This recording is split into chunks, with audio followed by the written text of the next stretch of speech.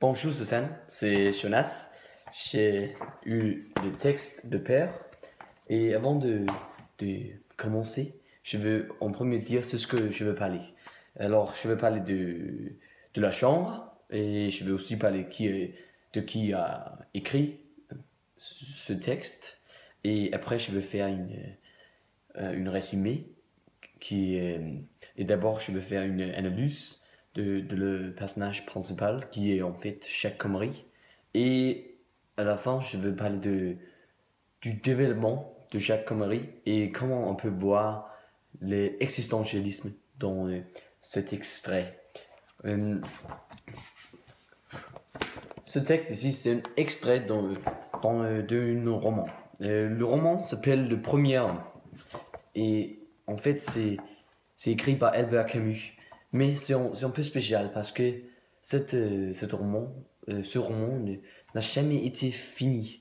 Parce que Albert Camus, malheureusement, euh, meurt.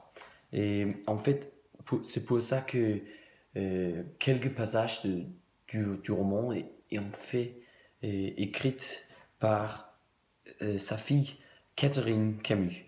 Alors, c'est un peu extraordinaire qu'on a un roman qui en fait n'est pas fini par l'auteur. Le roman lui-même a été publié en 1994 et c'est un peu après le mort d'Albert Camus, mais c'est elle a raison parce qu'il n'a pas fini le livre et c'est Catherine Camus qui a vraiment dit qu'il faut que on publie ce livre parce qu'il montre en fait le vie de Albert Camus lui-même. Mais en fait, dans ce roman, il ne s'appelle pas Albert Camus, mais il s'appelle Jacques Comrie.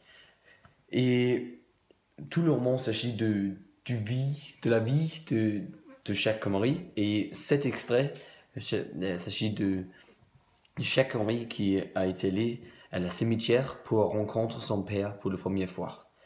Mais ce n'est pas une rencontre normale parce que le père est mort. Alors, il est allé, il demande, il vient et il demande à le gardien où est Henri Comrie. Et ça, c'est son père, Henri Comrie. Le gardien lui montre où est enterré, mais il a aussi demandé, c'est ce qu'on voit sur la page 17, il demande c'est ton parent demande le gardien d'un air distrait. C'est mon père. C'est dur, dit l'autre. Mais non, je n'avais pas un quand il est mort. Alors vous comprenez. Oui, dit le gardien.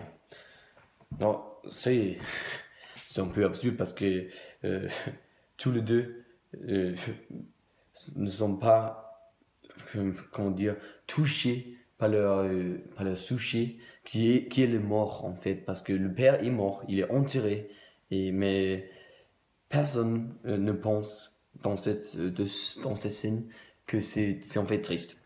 Alors, ce qui ça se passe après, c'est que ils sont allés vers la tombe et c'est ici que le gardien dit ici vous voyez le tombe d'Henri Comrie et le gardien laisse chaque Comrie et pendant le reste de cet extrait, chaque Comrie est seul avec l'environnement et ses émotions. Et on voit à la ligne 28, page 18, il dit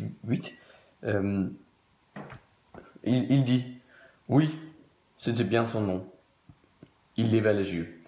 Et après, il y a une longue passage jusqu'à la ligne 5, à page 19,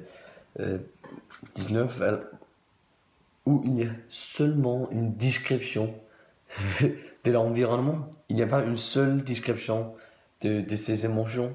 Et ça, c'est un peu extraordinaire parce qu'en fait, on voit ici que notre personnage principal, ici, voit la tombe de son père, mais il n'a aucun sentiment.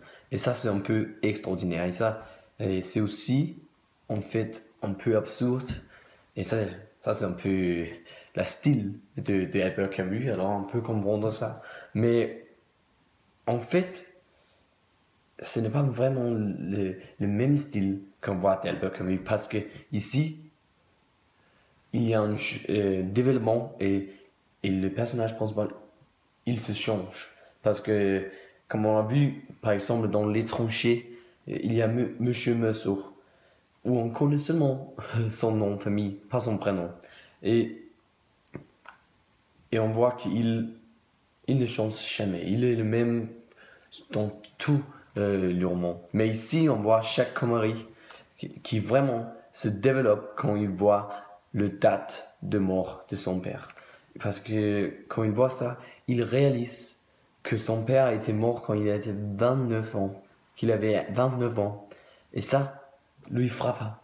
Parce qu'en fait, à ce moment, quand il voit la tombe, il est plus âgé que son père quand il a été mort. Alors, cela lui rend,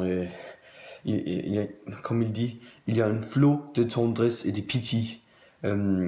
C'est page 19 encore et ligne 14.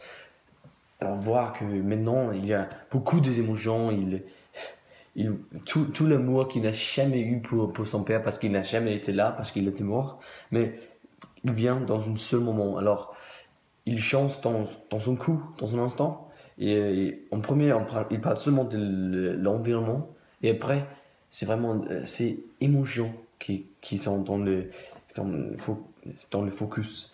Et ça, c'est vraiment un développement de ce caractère qu'on voit. Et ça, c'est un peu différent, comme j'ai dit, que ce qu'on voit normalement de Albert Camus.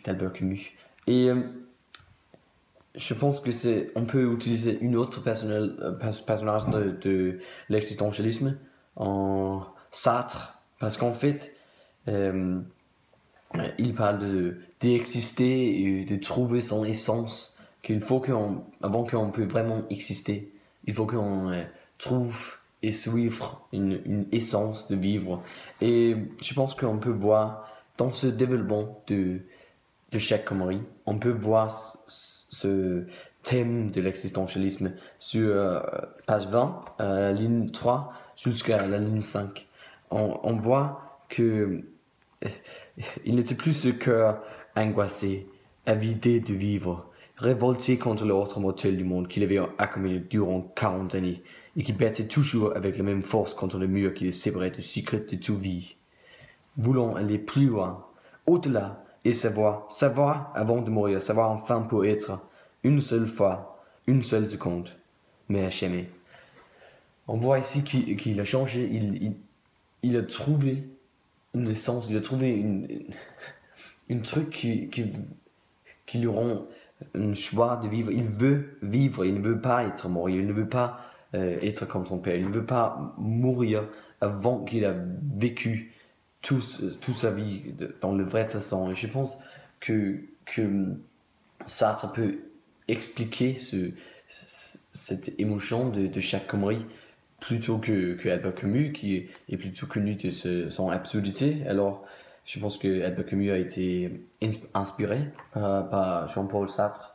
Alors, c'est ici on voit que le personnage principal trouve son essence, ou il ne trouve pas vraiment son vrai essence, il trouve qu'il veut avoir une essence, il veut exister, alors il veut être dans ce monde. Alors, c'est pour ça que si on voit en fait jusqu'à la fin, on peut voir qu'il a trouvé à la fin de ce extrait, il trouve l'essence. Alors ici, à la page 20, on a vu qu'il veut trouver une essence et le développement continue jusqu'à la fin de l'extrait où il trouve encore son essence. C'est à la page 21, c'est ligne 6 à 8. Il dit il n'a pas assez de toute son énergie pour s'édifier, congréer ou comprendre le monde. Après tout, il n'était pas trop tard. Il pouvait encore chercher. Savoir qui était cet homme qui lui semblait plus proche maintenant qu'aucun être au monde. Il pouvait. Alors, cette émotion de pouvoir. Il pouvait, ça veut dire qu'il peut vivre, il peut trouver des choses. Alors maintenant, son essence est de trouver qui est son père.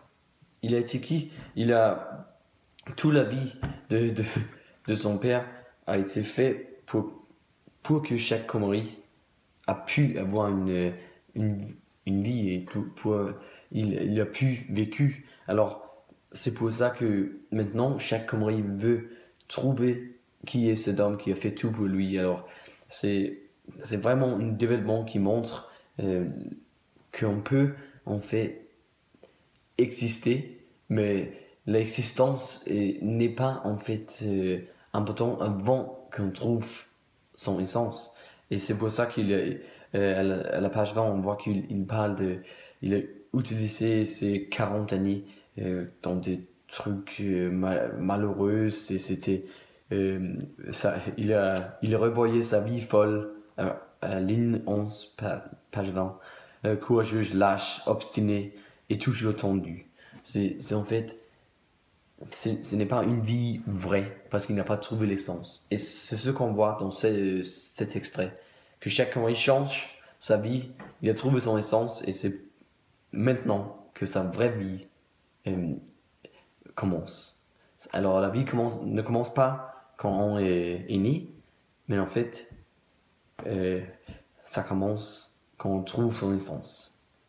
Je pense que c'est comme ça que Jean-Paul Sartre va la mettre. Merci.